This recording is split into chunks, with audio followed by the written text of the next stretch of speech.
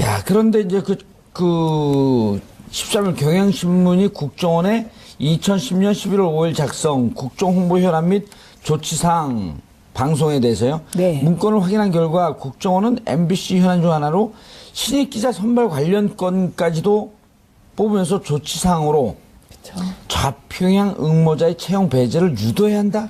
이게 경향신문 보도가 중요한 게 아까 제가 말씀드렸듯이 MBC에서 시험을 사상 뽑을 때. 검증을 한다. 신입사원을 뽑을 때.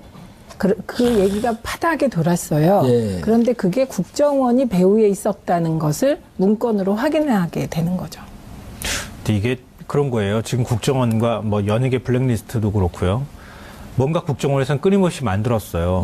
근데 실행은 했어요. 근데 중간에 실행한 실행자가 지금 안 보이는 거예요. 잘. MBC에서 누군가 한 거 아니겠어요? 했죠. 또 여기서 국정원도 만들어 누군가가 전해준 국정원 전달자도 있을 거고. 그럼 계획은 했고 그 계획이 실행됐으면 중간에 누군가가 있을 거 아니에요. 근데 아무도 다 하지 않았다고 지금 얘기하고 있잖아요. 그러니까 저도 지금 그 김수환 평론가님 말씀드리면서 이상한 게 지금 국정원의 여러 가지 적폐나 범법적 행위들이 나오거든요. 네. 그럼 그때 당시 국정원에 누가 이것을 주도했느냐라고 하는 얘기들이 나와줘야 되는 거예요. 그렇죠. 그래서 그분들이 너 도대체 왜 했냐, 너의 의도였냐, 정권 시키니까 어쩔 수 없이 했냐라고 하는 것부터 해갖고 이게 수사 대상 아니에요? 그러니까 지금 이게 검찰 수사 대상이에요. 예. 국정원 적폐청산 TF가 한 얘기가 우리는 수사권이 없기 때문에 더 이상 지금 말씀하신 궁금증은 풀 수가 없다. 그러니까 검찰이 수사해달라고 한 거고요. 근데 검찰에 수사해달라고 던지면서 지금 이제 김수환 평론가님 말씀하셨듯이 그럼 국정원에서 담당이 누가 있고 누구가 이런 짓을 했습니다. 라고 하는 내용이 넘어와야 되는데 검찰 입장에서 답답한 게 이 내용은 안 넘어온다는 거예요. 그러면서 알아서 수사하십시오.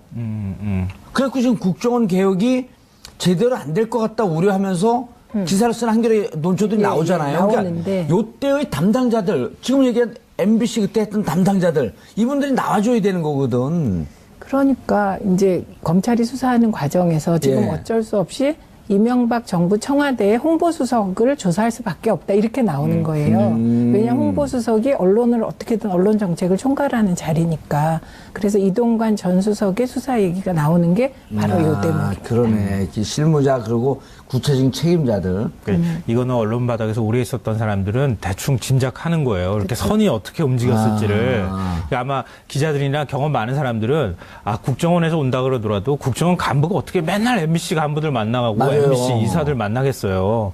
MBC에서 연락 많이 있을 거 아니에요. 컨택 포인트. 아유가 있겠죠. 예. 그러니까 MBC 담당이 있었던 거죠. 그러니까 MBC 담당이 누구를 만나든 일단 윗선에서 누군가 얘기가 되면 그 다음에 일상적으로는 담당이 만나가지고 이건 이런 게 있습니다라고 해서 건네줬겠죠. 아니면은 직접 문건을 안 줬더라도 예. 그 계획들을 얘기를 해줬겠죠. 예. 그럼 MBC 안에서 이제 그걸 우린 이제 이렇게 실행해야 되는구나라고 하는 그런 프로토콜이 만들어지면 그 사람이 실행을 했을 거고 그게 한 축이 있는 거고 말씀하신 것처럼 이건 뭐 MBC뿐만 아니라 정부 뭐 국정 일종의 이제 홍보수석이나 홍보수석실에서 언론사를 상대로 하는 거는 뭐 밥도 먹기도 하고 그런 경우는 있을 수 있잖아요. 있을 수 있는데 이거는 MBC 하나만 방송이 이런 게 아니라 방송 전체가 이렇게 비슷하게 움직였다는 얘기는 홍보수석실 차원에서도 뭔가 계획을 만들었을 가능성이 매우 높은 거죠. 그러니까 언론사가 상대하는 창구는 크게 두 가지인 거예요. 그러니까 그 차원에서 뭔가 이렇게 버무려지든 만났다 헤어지든 간에 있었을 가능성이 굉장히 그렇죠. 높다고밖에 그 볼 수 사람들 없는 찾아내야 거예요. 된다. 그렇죠. 근데 그것도 그 사람들을 찾아서 사법치라는 것도 중요하지만 MBC 내부에서 누가 그런 것들을 했느냐. 그렇죠. 언론인의 자존심 다 팽개치고 난 다음에 쓰레기통에 버리고 시키는 대로 이걸 언론인이라고 할 수 있는지 모르겠지만 그런 사람을 찾아내야 되는 거죠. 한 정도가 아니라 이 시키는 대로 하면서 또 MBC 내에서 요직을 거치면서 승승장구했었을 거 아니에요. 그러니까 그분들이. 지금 말씀을 잘하셨는데 예. 그런 사람들이 지금 MBC 경영진의 요직에 앉아 있다. 그분들 그렇게 다 찾아내야 자연스럽게 된다. 연결이 되니까 이번에 이제 백종문 부사장도 그런 인물로 의심을 받고 있는 분인 거죠. 그러니까 이제 백종문 부사장도 수사를 받아야 되고 그 수사를 통해서 한 명 한 명 나와야 되는 거죠. 그리고 이게 그 MBC 그간의 인사를 보면 마음에 안 드는 패널까지 쳐내면서 또 상벌에 굉장히 엄격했던 것 같아요.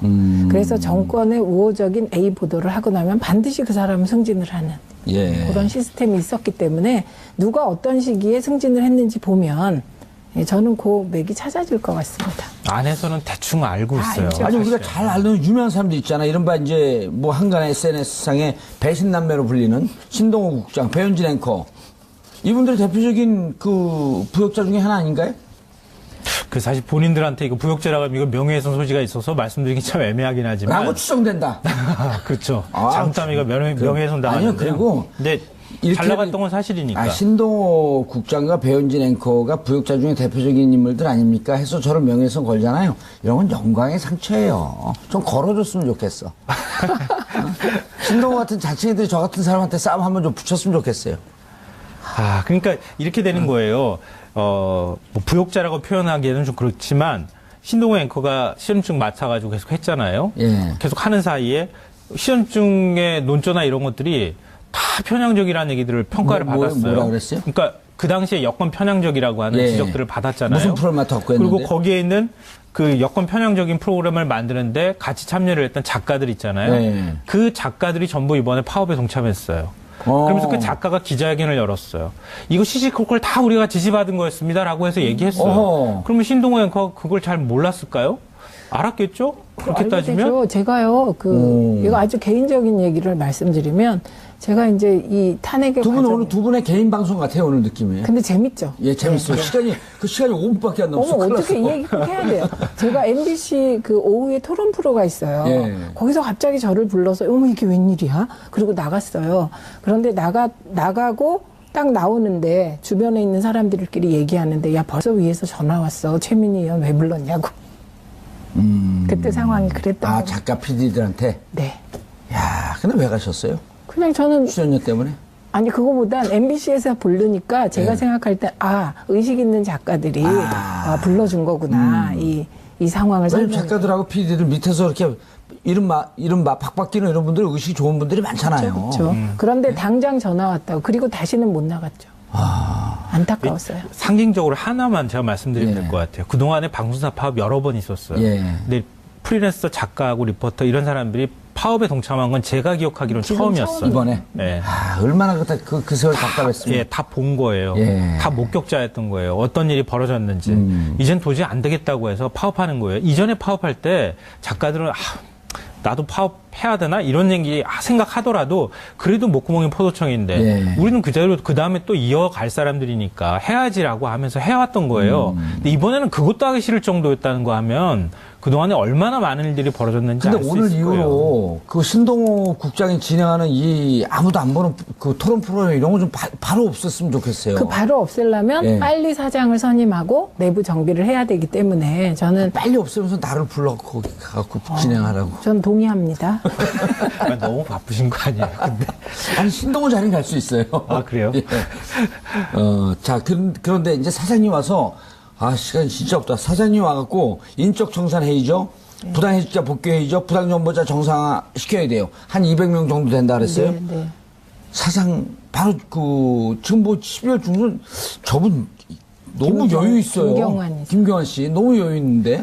근데 그게 일반적인 프로세스는 그런데 지금 예. 비상상황이에요. 비상상황이에요. 71일의 파업이 우리에게는 71일이라는 숫자지만 예. 파업하는 분들에겐 그 70일의 하루가 7년 정말 1개월 같아요. 7년 1개월 같았을 겁니다. 그렇기 때문에 저는 빨리 그 절차를 진행하셔야 되고 또 저는 MBC 내부에서 이미 이런 사람 정도면 이 일을 수습할 것이다. 다 알고 계실 거라고 네. 생각해요. 예. 그래서 내부 구성원들의 마음을 잘 모아서 가는 게 지금 중요하기 때문에 저는 뭐 빨리 선출할 수 있을 거라고 생각이 듭니다. 예.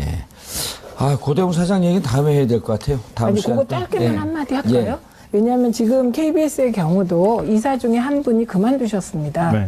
예, 그래서 지금 이게 7대5 구도가 이제 조금 바뀌어서 6대5 되어 있고요. 네. 7대4에서 한 6대5로 명만 더 바뀌었고, 그만두면. 그 이모 이사가 예. 법인카드를 좀 잘못 썼다는 의혹에 휩싸여 있었고, 예. 그거를 이제 또 내부에서 고발해서 감사원이 감사 들어간 게 있습니다. 그래서 그 결과에 따라 그 이사의 거치가 만약에 그만두게 되면 이게 거꾸로 6대 5가 됩니다. 6대 5가 되죠. 네, 그러면 거꾸로 이제 7대 5가 되겠죠. 이제 2명 그만두게 되는 거니까. 그러니까 6대 5에서 7대 4. 네, 그렇게 알겠습니다. 바뀝니다. 그동안에 팝 여러 번 봤지만 KBS가 더 오래 버티는 팝은 제가 본 처음 적이 봤습니다. 없거든요. 처음 네. 봤어요, 진짜. KBS 근데 구노조, 신노조 이렇게 있잖아요. 네. 그것 때문에. 그것도 사실 이번에 뭐 고대영 사장이 얘기를 한 부분에 대해서 뭐 방송법 바꾸면은 그 다음에 뭐 물러나겠다고 하는 얘기를 고지고대로 믿고 그거에 노조가 동의를 또 해줬잖아요. 예, 그게 구노조인가요?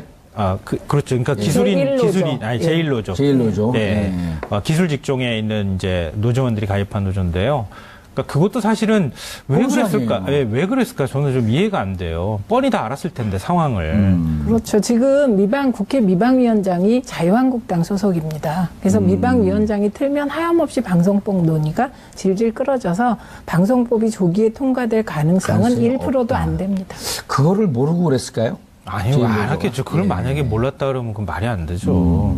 그러니까 어떤 방식으로든 사실은 좀 기술이 부사장하고 들어갔다. 뭔가 예, 얘기가 기술이 있었지 않았을까 들어갔다. 하는 저는 개인적으로 의심을 아주 좀 하고 꼼수 있습니다. 중에 꼼수입니다. 임기 다 채우려면. 그러니까요. 고사장은 그러면서 또 한쪽으로는 나는 뭐 KBS 정산을 위해서 언제든지 그만둘 의향이 있다라고 하는 얘기도 구성원들 만나면 승승 흘린대잖아요. 그럼 나는 근데- 그렇게 뭐 꼴통 아니다 뭐 이런 얘기까지 하면서. 그런 말 하시는 분이 진짜 쌍기역, 쌍티그시고. 그렇죠. 무서운 사람이죠. 네.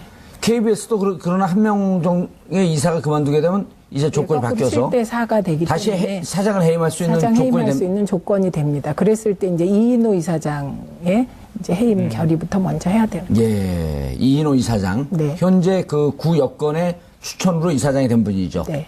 알겠습니다. 뭐 저는 KBS가 MBC 문제가 정리가 되면 예. KBS 문제는 따라 움직일 거라고 생각합니다. 그 원래 그 유명한 말 있잖아요. 주유소 습격 작전이라고 한 놈만 조진다.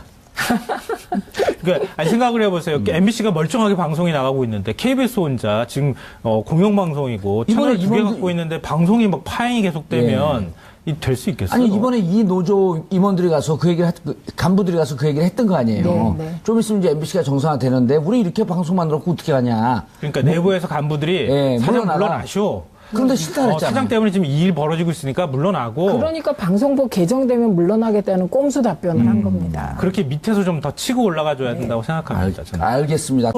수사하십시오. 그래갖고 지금 국정원 개혁이 제대로 안 될 것 같다 우려하면서 기사를 쓴 한겨레 논조들이 예, 나오잖아요. 나오는데. 그러니까 요때의 담당자들, 지금 얘기한 MBC 그때 했던 담당자들, 이분들이 나와줘야 되는 거거든. 그러니까 이제 검찰이 수사하는 과정에서 지금 예. 어쩔 수 없이 이명박 정부 청와대의 홍보수석을 조사할 수밖에 없다 이렇게 나오는 거예요. 왜냐 홍보수석이 언론을 어떻게든 언론 정책을 총괄하는 자리니까. 그래서 이동관 전 수석의 수사 얘기가 나오는 게 바로 요 대목입니다. 그러네. 이 실무자 그리고 구체적인 책임자들. 이거는 언론 바닥에서 오래 있었던 사람들은 대충 짐작하는 거예요. 이렇게 선이 어떻게 움직였을지를. 그러니까 아마 기자들이나 경험 많은 사람들은 국정원에서 온다 그러더라도 국정원 간부가 어떻게 맨날 MBC 간부들 만나가고 맞아요. MBC 이사들 만나겠어요. MBC에서 연락 많이 있을 거 아니에요. 컨택 포인트. 아유가 있겠죠. 예. 그러니까 MBC 담당이 있었던 거죠. 야, 그런데 이제 그 13일 경향신문이 국정원에 2010년 11월 5일 작성 국정홍보 현안 및 조치사항 방송에 대해서요. 네. 문건을 확인한 결과 국정원은 MBC 현안 중 하나로 신입 기자 선발 관련 건까지도 뽑으면서 조치사항으로 좌평양 응모자의 채용 배제를 유도해야 한다? 이게 경향신문 보도가 중요한 게 아까 제가 말씀드렸듯이 MBC에서 시험을 사상 뽑을 때. 검증을 한다. 신입사원을 뽑을 때. 그 얘기가 파다하게 돌았어요. 예. 그런데 그게 국정원이 배후에 있었다는 것을 문건으로 확인하게 되는 거죠. 근데 이게 그런 거예요. 지금 국정원과 뭐 연예계 블랙리스트도 그렇고요. 뭔가 국정원에서는 끊임없이 만들었어요. 근데 실행은 했어요. 근데 중간에 실행한 실행자가 지금 안 보이는 거예요. 잘. MBC에서 누군가 한 거 아니겠어요? 했죠. 또 여기서 국정원도 만들어 누군가가 전해준 국정원 전달자도 있을 거고. 그럼 계획은 했고 그 계획이 실행됐으면 중간에 누군가가 있을 거 아니에요. 근데 아무도 다 하지 않았다고 지금 얘기하고 있잖아요. 그러니까 저도 지금 그 김수환 평론가님 말씀드리면서 이상한 게 지금 국정원에 여러 가지 적폐나 범법적 행위들이 나오거든요. 네. 그럼 그때 당시 국정원에 누가 이것을 주도했느냐라고 하는 얘기들이 나와줘야 되는 거예요. 그렇죠. 그래서 그분들이 너 도대체 왜 했냐, 너의 의도였냐, 정권 시키니까 어쩔 수 없이 했냐라고 하는 것부터 해갖고 이게 수사 대상 아니에요? 그러니까 지금 이게 검찰 수사 대상이에요. 예. 국정원 적폐청산 TF가 한 얘기가 우리는 수사권이 없기 때문에 더 이상 지금 말씀하신 궁금증은 풀 수가 없다. 그러니까 검찰이 수사해달라고 한 거고요. 근데 검찰에 수사해달라고 던지면서 지금 이제 김성환 평론가님 말씀하셨듯이 그럼 국정원서 담당이 누가 있고 누구가 이런 짓을 했습니다. 라고 하는 내용이 넘어와야 되는데 검찰 입장에서 답답한 게 이 내용은 안 넘어온다는 거예요. 그러면서 알아서.